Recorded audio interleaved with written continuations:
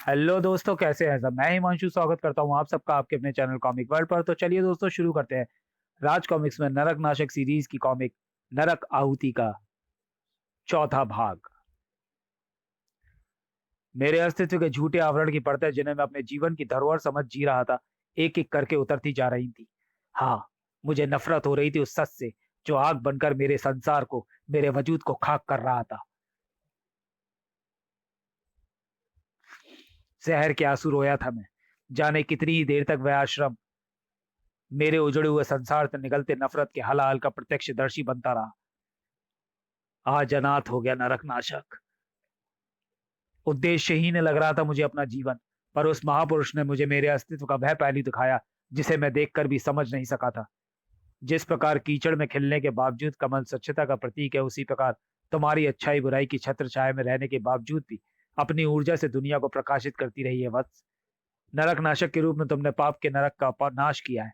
मानवता का मानवता ऋणी है तुम्हारी। जिसका जन्म अनगिनत आंखों के आंसू पोंछने के लिए हुआ, उसकी आंखें खुद ही नम कैसे हो सकती हैं। उठो पुत्र उठो। ये शक्तियां तुम्हारी धरोहर ही नहीं, तुम्हारा दायित्व भी है। ताकतवर वही है जो दूसरों की रक्षा करे, दूसरों के हित के लिए लड़े। निर्बल को यह अधिकार कहाँ। अपनी ताकत पहचानो। क्यों रोते हो अपने अनाथ होने पर। यह पूरा संसार तुम्हारा परिवार है, परिवार जिसकी तुम्हें रक्षा करनी है। जाने कैसा जादू था उस शख्सियत में। आवाज जैसे आत्मा के हर जख्म पर मरहम रख रही थी। आपका ऋणी हूं बाबा। यदि आपने संभाला ना होता तो अपने पालक पिता के हाथों की कठपुतली बनकर इस संसार को ही नरक बना देता मैं। ऋण तो इस संसार का है बस, जो सभी को चुकाना है।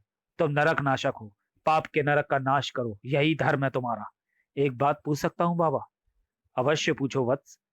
आपने कहा था कि आत्मा मनुष्य के जीवन का संरक्षित चलचित्र संजोई हुए होती है। मेरी आत्मा से आपने मेरे और मेरे पालक पिता के जीवन का सच जाना, तो मेरे असली माता पिता और मेरे जन्म का सच भी आपसे छुपाना होगा। प्रत्येक सत्य के दृष्टिगोचर होने का सही समय होता है वत्स। जब सही समय आता है, तब सत्य स्वयं ही झूठ के आवरण से निकलकर बाहर आ जाता है। तुम्हारे पिता के सच को तुम्हारे सामने आने में 14 वर्ष लगे। प्रतीक्षा करो, सही समय आने पर तुम्हारे जन्म का सत्य भी यूं ही तुम्हारे सामने सभी झूठों के आवरण चीर कर आ खड़ा होगा। तब तक अपना धर्म निभाओ, नरक का नाश करो। वही करूंगा बाबा, और शुरुआत घर से होगी। पर यहां आने से पूर्व मुझे सिल्विया हुड के अड्डे पर जाना था। पर वहां मेरी उम्मीद से विपरीत ही कुछ घटित हो रहा था। आपका सामना करने से पहले मैं उस शय को खत्म करना चाहता था जिसे जिसने मुझे किराए पर लिया था। पर मैं ये नहीं जानता था कि वह शय वास्तव में सिल्विया नहीं, शंकर शहनशाह है। मुझे पहले से ही अंदेशा था कि शंकर शहनशाह ने मेरे मालिक बुलडॉग को अपने वश में किया हुआ है। मेरा अंदेशा मालिक के गले में पड़ी ये माला टूटते ही सच साबित हो गया। हाँ, मैं तो खुद को एसएस का प्राणी समझ रहा था, पर उसने मेरी ही पीठ में छुरा भोंक दिया। बिग ब्लैक डॉग को अपना पालतू कुत्ता बनाने चला था कमीना।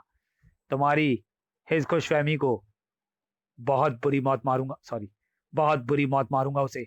पर पहला नंबर नरक नाशक का है। बता लड़की, कहाँ है वह सपोला नरक नाशक, वरना हम दोनों मिलकर तेरे चीथड़े उड़ा देंगे। तुम्हारी इस खुशफहमी को मैं अभी दूर किए देती हूँ। स्क्रैच, बहुत गर्मी है तेरे अंदर।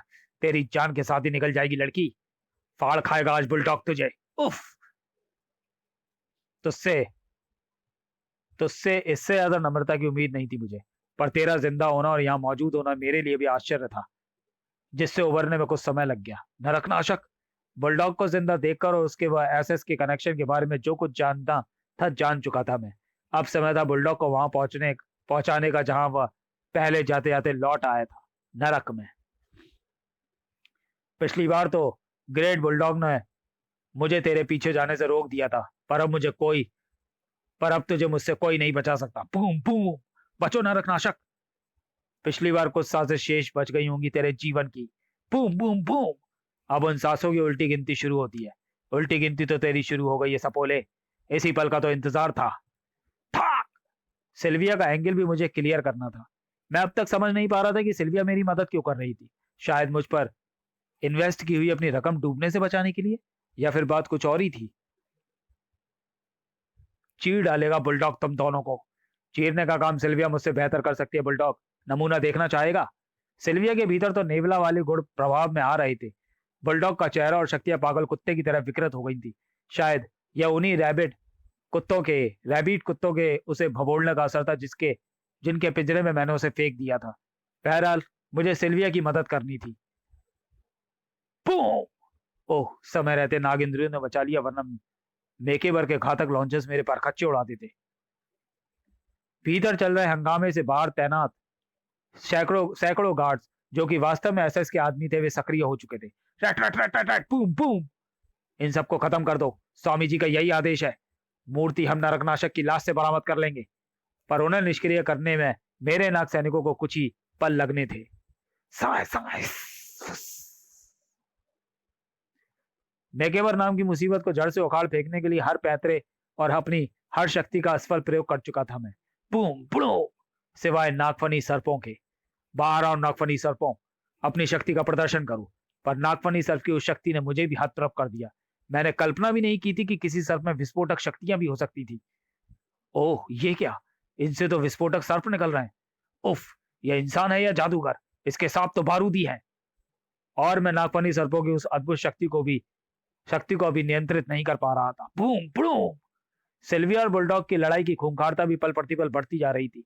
दोनों एक दूसरे को बुरी तरह घायल कर चुके थे। विस्फो सर्पों के विस्फोटों से वह पूरी तरह ध्वस्त होने वाली थी। काव, क्लू! नागफनी सर्पों के मुंह से निकलते छोटे विस्फोटक सर्पों की मास्क क्षमता आर्मी टैंक से भी दुगनी थी। विस्फो सर्पों के भीषण विस्फोटों से वह पूरी जगह ताश के पत्तों से बनी इमारत की तरह ढह गई। मेरे पास सिर्फ इतना ही समय शेष था कि सिल्विया को लेकर वहां से बाहर निकल जाऊं। बुलडॉग और मैकेवर की जिंदा कब्रें उस विशाल किले के मलबे में ही बन गई। मेरी नागेंद्रियों ने सिल्विया के भीतर इच्छाधारी शक्तियों को महसूस किया था। ओह, तुम्हारे घाव भी अपने आप भर सकते हैं, जिसकी पुष्टि उसके अपने आप भरते घाव और बदलता रूप दे रहा था। मैं उसकी इन अनोखी शक्तियों का राज जानने को उत्सुक था। सिल्विया का यह रूप अब तक दुनिया के लिए एक राज है नरकनाशक, जो कि तुम्हारे सामने आज खुल रहा है। शायद नागमणि ने सॉरी पर राज तो अभी बहुत से खुलने बाकी थे। शायद नागमणि ने तुम्हें जिस भी तरीके से अपने अधीन किया था, उससे तुम आजाद हो। तो तुमने कैसे जाना? क्योंकि मैं नियति के कहने पर तुम्हें बचाने आई थी। सिल्विया शायद दुनिया की आखिरी इंसान थी जिसके मुंह से मैंने यह नाम सुनने की कल्पना की होगी। नियति? तुम नियति को कैसे जानती हो? क्योंकि मैं और नियति बेस्ट फ्रेंड्स हैं। क्या हुआ? ग्रेट गन मास्टर हुड की बेटी और नियति के बेस्ट फ्रेंड्स होने की बात पर चौंक गए?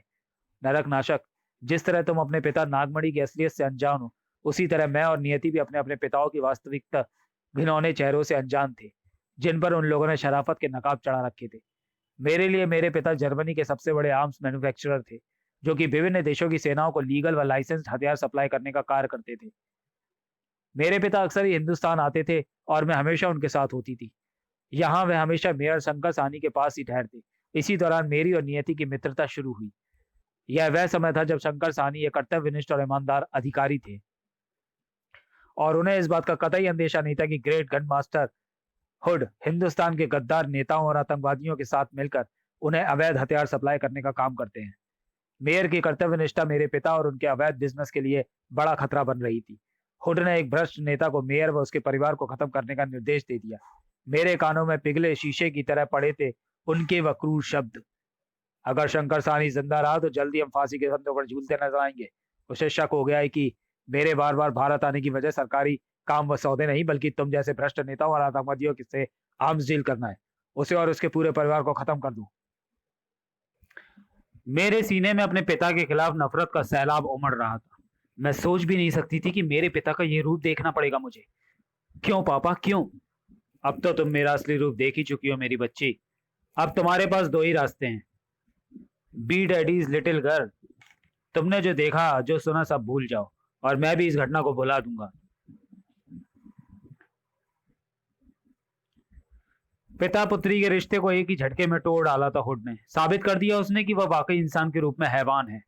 वरना मजबूरन मुझे यह भूलना पड़ेगा कि तुम मेरी बेटी हो।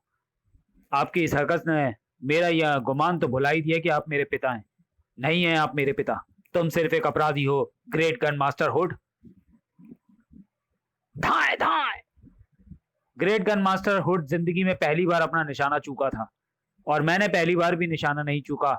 आखिर मेरी रगों में ग्रेट गन मास्टर हुड का खून बह रहा था। धाए धाए! जाने कितनी ही देर तक हुड की लाश के पास फपकती रही मैं। क्यों? ये मैं आज भी नहीं समझ पाती। उस दिन मैंने एक बात जानी, जब हम रिश्तों को तोड़ते हैं तो वे रिश्ते भी हमें भीतर से तोड़ देते हैं। मैं हिंदुस्तान आ गई। मेरी जानकारी के अनुसार मेयर और उनकी पत्नी मर चुके थे। अब हम दोनों दोस्त ही एक दूसरे का सहारा थे। पर भाग्य तो मेरे साथ एक घिनौना खेल खेलने की ठान चुका था।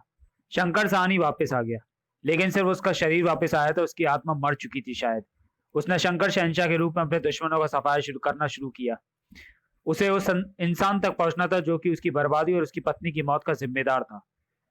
हुड, तुम्हें मरवाने का आदेश ग्रेट गन मास्टर हुड ने दिया था। मुझे माफ कर दो शंकर साहनी। शंकर साहनी नहीं, शंकर शहनशाह बोल कमीने। बदले की आग में जल रहा था शंकर शहनशाह, और उसकी आग में उसने मेरा अस्तित्व राख करने की ठान ली। मेरी तुझसे कोई अदावत नहीं है लड़की, पर यह कैसे भूल जाऊं कि हुड की भी मेरी पत्नी से कोई दुश्मनी नहीं थी। अगर मेरी ईमानदारी की कीमत मेरी पत्नी ने अपनी जान से चुकाई, तो तुझे भी अपनी पिता की गद्दारी की भरपाई करनी होगी लड़की। मुझे उसी जंगल में फिकवा दिया शंकर शहनशाह ने जहां तुम्हें वो मूर्ति हासिल करने भेजा था। मैंने तुझे अपनी जिंदगी बचाने का अंतिम अवसर दे रहा हूं लड़की। अगर तू इस जंगल से जीवित बचकर बाहर आ गई तो तेरी जिंदगी बख्श दूंगा। अभी तेरे बाप जितना कमीना नहीं हूं मैं।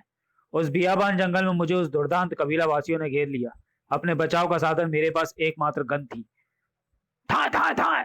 जब तक उसमें गोलियां थी मैं उन कबीले वालों पर फायर करती रही। यह तो अब तुम भी जान चुके होगे कि वो कोई आम कबीले वाले नहीं थे। उन इच्छाधारी नेवलों ने बुरी तरह घायल कर दिया मुझे। अपनी खुली आंखों के सामने अपनी मौत का मंजर देख रही थी मैं, जो किसी भी बल मुझे अपने आगोश में लेने वाली थी, पर आगोश में किसी और ने लिया। शायद उन इच्छाधारी नेवलों का सरदार था वह। अपने रक्त की चंद बूंदें उसने मेरे मुंह में डाली। मेरे पूरे शरीर में आग भरती चली गई। जाने कितनी देर उस नरकाग्नि की जलन में तड़पती रही मैं, जो मेरी बेहोशी के साथ ही समाप्त हुई। लेकिन जब मेरी आंख खुली तो मैं शंकर शहनशाह के आश्रम में थी, और मेरे घाव आश्चर्यजनक रूप से भर चुके थे। तो तूने अपनी जिंदगी बचा ही ली। जानना चाहेगी कैसे?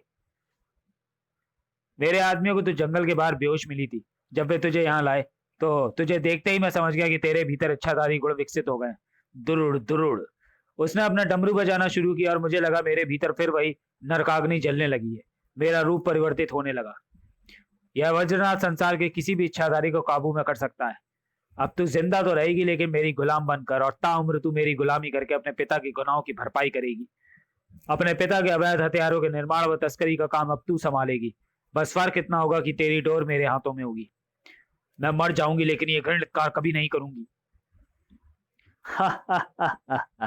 दुरुड़ दुरुड़। उसके उस डमरू की ध्वनि वाकई मेरी आत्मा को उसके अधीन करती चली गई। ना चाहते हुए मैं शंकर शहनशाह के आदेशों को मानने पर विवश थी। भगवान के लिए बंद करो ये डमरू बजाना। मैं तुम्हारी हर बात मानूंगी। भाग्य ने मुझे मेरे पिता की हत्या का दंड देने का शायद यही रास्ता चुना था। मैं उसी अपराध की दलदल में धंसती चली गई जिसके कारण अपने पिता को गर्त में मिला दिया था मैंने। सिल्विया हुड अपने पिता के हत्यारों और अवैध हथियारों के बिजनेस की सम्राज्ञी बन गई।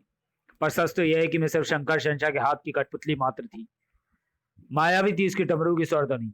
मैं संसार के किसी भी कोने में रहूं, यदि मैं उसके विरुद्ध जाने की कोशिश करती तो मेरे मन मस्तिष्क में गूंज उठती वह ध्वनि, और मैं उसके अधीन होकर शंकर शहनशाह के आदेशों का पालन करने को विवश हो जाती। उफ, बंद करो इसे शंकर शहनशाह। तुम जो कहोगे मैं वही करूंगी। शंकर शहनशाह ने नियति से मेरी असलियत छुपाए रखी, और मैं चाहकर भी नियति को उसके पिता की असलियत से वाकिफ नहीं करा सकती थी। पर शंकर साहनी के शंकर शहनशाह बनकर लौटने के बाद से नियति पहले से भी ज्यादा अकेली हो गई। फिर तुम उसकी जिंदगी में आए। यह सच है नरक नाशक, तुम्हारे रूप में नियति के सूने जीवन में खुशियां लौटी थी। उसने मेरे ही कहने पर तुम्हें कभी मेरे बारे में नहीं बताया, पर तुमसे जुड़ी हर छोटी बड़ी बात उसने मुझसे शेयर की है। उसके मन का हर भाव जानती हूं मैं खुश थी। कम से कम मेरी दोस्त के जीवन में कोई तो सच्चाई की उम्मीद लेकर आया था। पर उस रात उसका फोन आया। सिल्विया, नरकनाशक को कुछ हो गया है। वह मुझे मारना चाहता है। तो तुम आ जाओ प्लीज। उसे शंकर शहनशाह ने अपनी हकीकत बता दी थी, और तुम भी उसके दुश्मन बन बैठे थे। जब तुम विषप्रिय से लड़ने में व्यस्त थे, उन चंद पलों का फायदा उठाकर ही उसने मुझे कॉल किया था। शंकर शहनशाह या उसका पालतू कुत्ता बुलडॉग खुद तुम्हारे ऑक्शन में बोली लगाने नहीं जा सकते थे। इसलिए शंकर शहनशाह ने मुझे इस काम के लिए भेजा। मेरे पास नियति को बचाने का यही एक मौका था। तुम पर एक नजर पड़ते ही मेरी इच्छाधारी शक्तियों ने तुम्हारी इच्छाधारी शक्तियों को भाप लिया। साथ ही यह भी भाप लिया कि तुम्हारी शक्तियां किसी प्रकार के मानसिक अवरोध के अधीन है। पर जब तुम वापस लौटे तब वह मानसिक अवरोध हट चुका था। अजीब विडंबना है सिल्विया।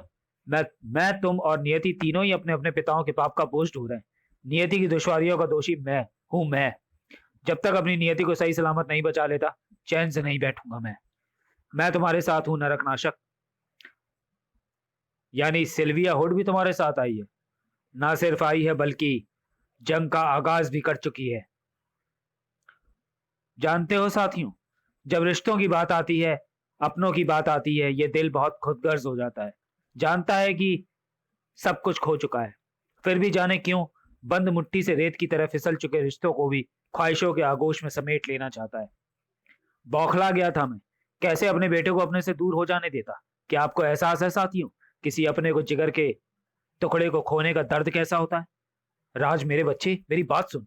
पापा की बात सुन। तू तू बेटा है मेरा। हाँ, मैं मानता हूं कि मैंने तुझे जन्म नहीं दिया, पर एक बार, बस एक बार अपने पापा की आंखों में आंखें डालकर देख। मैंने तुझे हमेशा अपना बेटा माना है। क्या ये सच तुझे अपने बाप की आंखों में नहीं दिखता? आपकी आंखों में मुझे आज अनगिनत बेगुनाहों और मासूमों का लहू नजर आ रहा है पापा। राज, अपने जीवन की जाने कितनी रातें मैंने इस दुस्वप्न में काटी थी कि बिछो के इस दर्द से कैसे गुजरूंगा, पर उस पल की वास्तविकता, उसकी पीड़ा मैं शब्दों में बयान नहीं कर सकता। यह वह एहसास है जिससे शायद हर वह पिता गुजरता है जब उसका बेटा उसकी अवहेलना करता है। अपने जीवन में हर इंसान कभी ना कभी अपने पिता की अवहेलना करता है, उनका दिल दुखाता है। आपने भी किया होगा, मैंने भी किया था। लेकिन पिता के दिल में उससे उठने वाली टीस का पहना पाना आप सिर्फ तभी समझ सकते हैं जब खुद आपकी औलाद आपके साथ वह सलूक करती है। हाँ, यही सच है। खूनी और वहशी हत्यारे हैं आप, जिन गुनाहगारों को आज तक आप मेरे हाथों मरवाते आए। सच तो यह है कि आप भी उन्हीं में से एक हैं। बस करो राज, बस करो। हाँ, मानता हूं, सैकड़ों का खून मेरे हाथों पर, लेकिन वे सैकड़ों तुम्हारे क्या लगते थे? कोई नहीं। उन्होंने तुम्हें मौत के आगोश से खींचकर नया जीवन नहीं दिया। उन्होंने तुम्हें पाल पोस कर इस काबिल नहीं बनाया कि तुम खुद को नरक नाशक कह सको। और फिर थे तो वे सभी अपराधी ही। वे सभी रिश्ते में भले ही मेरे कुछ नहीं लगते थे पापा, लेकिन उनमें से भी कोई किसी का बाप था, कोई किसी का बेटा था। आज आपको लग रहा है कि आपका बेटा आपसे दूर हो रहा है, तो कलेजा झटपटा रहा है आपका। जरा उन बच्चों के बारे में सोचिए पापा, जो आपकी वजह से अब जिंदगी में कभी अपने पिता का चेहरा दोबारा नहीं देखेंगे। उस पिता के बारे में सोचिए जो जिंदगी में दोबारा कभी अपने बेटे को गले से नहीं लगा पाएगा। उन रिश्तों का खून करने का अधिकार किसने दिया आपको? चुप क्यों है पापा? जवाब दीजिए। आप तो मेरे भगवान थे, पर सैकड़ों निर्दोष मजलूमों का भगवान किसने बनाया आपको? सच तो यह है कि आप भगवान नहीं है। मेरी नजरों में तो आज आज से आप इंसान भी नहीं है। आप जहर का सौदा करने वाले हैवान हैं। चाहे वह अपराधी थे, लेकिन कानून से पहले वो आपके दुश्मन थे। इस्तेमाल किया आपने मेरा अपने दुश्मनों को मिटवाने में। अपराधी तो आप भी हैं। मुझे आपको भी मिटा देना चाहिए। नहीं नहीं नहीं।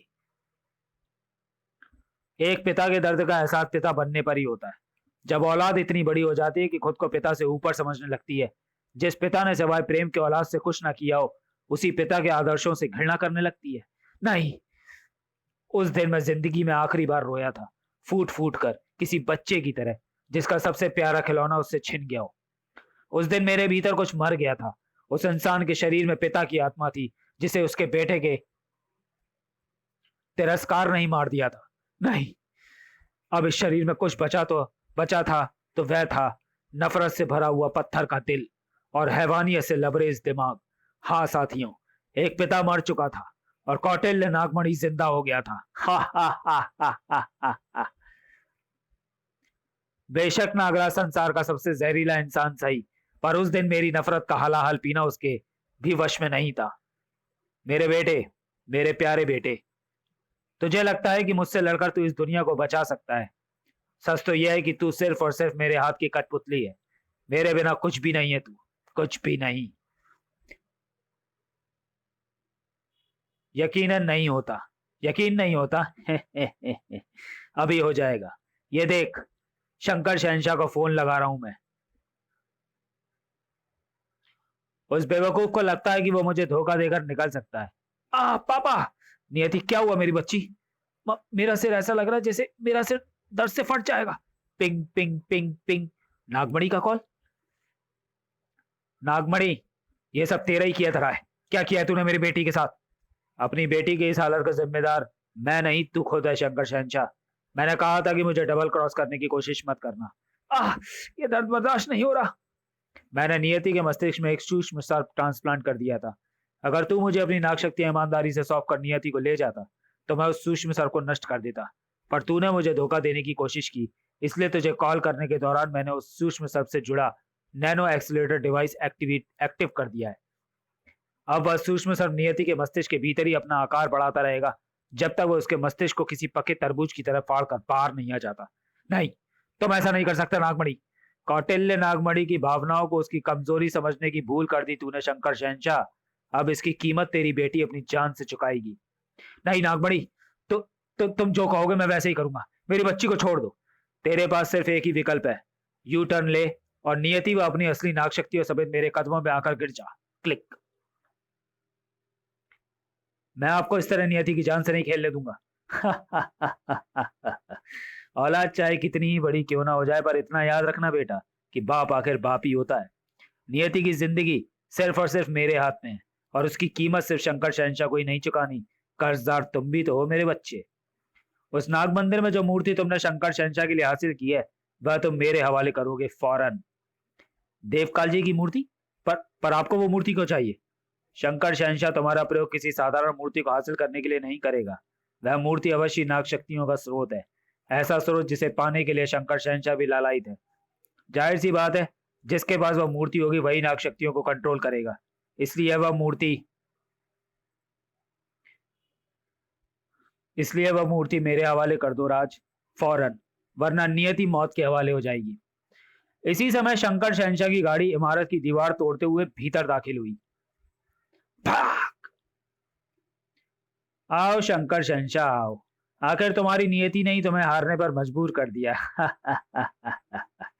सूक्ष्म सर्प के जिस्म में फिट नैनो एक्सीलरेटर डिवाइस का कंट्रोल मेरे रिस्ट बैंड से जुड़ा हुआ है, जिसमें एक कोड है जो कि उस सूक्ष्म सर्प को निष्क्रिय करके खत्म कर सकता है, और वह कोड सिर्फ मैं जानता हूं। नियति, तुम्हारे पास समय नहीं है राज, मूर्ति मेरे हवाले कर दो। वह नागराज के जीवन के सबसे अनिश्चिततापूर्ण क्षण थे। एक और उसका कर्तव्य था तो दूसरी ओर उसकी नियति। आखिरकार था तो वह मात्र 14 वर्ष का किशोरी। उसकी निर्णय क्षमता पर कहीं ना कहीं उसके तर्क से अधिक उसकी भावनाएं हावी थीं। शायद उसे अंदेशा नहीं था कि भावना तेरे लिए गए फैसले अक्सर विनाश के कारक बनते हैं, या फिर शायद उसे अंदेशा ही नहीं था कि उसका वह निर्णय किस विनाश को न्योता देने वाला है। कौटिल्य नाम है मेरा, कौटिल्य नागमणि, और कौटिल्य अपनी औलाद पर भी विश्वास नहीं करता। मुझे प्रमाण चाहिए कि तुम भी शंकर शहंशाह की तरह मुझे धोखा नहीं दे रहे हो। मुझे इस मूर्ति की नाग शक्तियों का नमूना देखना है। नहीं, तुझ में इतनी कुवत नहीं नागमणि कि तो इस मूर्ति के अधीन जो नाग शक्तियों से नियंत्रित कर सके। मैं उस मूर्ति के अधीन नाग शक्ति को मेरे सामने आने का आदेश देता हूं। ठहरिए पापा, आप अपनी बात से मुकर रहे हैं। आपने कहा था कि मूर्ति मिलते ही आप नियति को। ये क्या हो रहा है? ऐसा लगता है कोई भयानक भूकंप आ रहा है, धरती फट रही है। सच था, अंदेशा मुझे भी नहीं था कि आने वाला विनाश भयावता के सभी बंधन तोड़ने वाला था, पर देर हो चुकी थी। विनाश का आरंभ हो चुका था और अंत मेरे और नागराज की कभी न खत्म होने वाली दुश्मनी पर होने वाला था, जिसके लिए अगर कोई जिम्मेदार था तो वह था भाग्य या फिर नियति। तो चलिए दोस्तों, वीडियो को यहीं समाप्त करते हैं और मिलते हैं नरक आहुति के 5वें और अंतिम भाग में अगले वीडियो में। तब तक के लिए धन्यवाद।